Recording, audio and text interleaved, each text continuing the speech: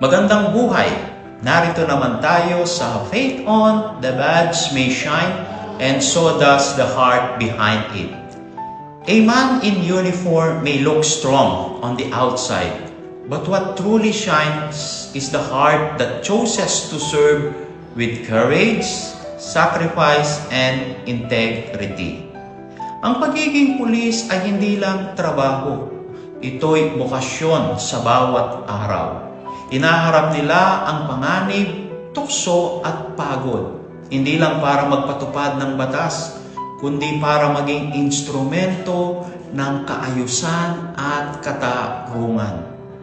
Sabi nga ni Plato, and I quote, "The measure of a man is what he does with power."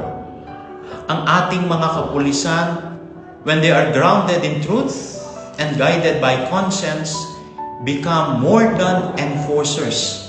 They become protectors of human dignity.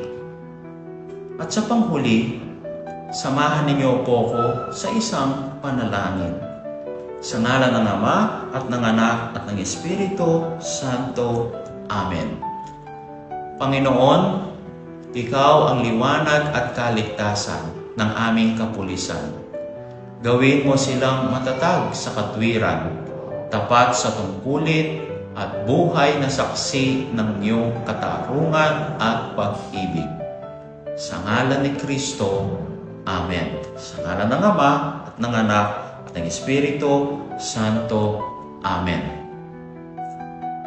Sabi nga po ng mga Gen Z, real talk lang.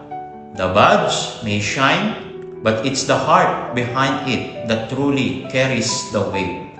Let us pray not only for their safety, but for their strength to remain faithful to God, to country, and to the call of service.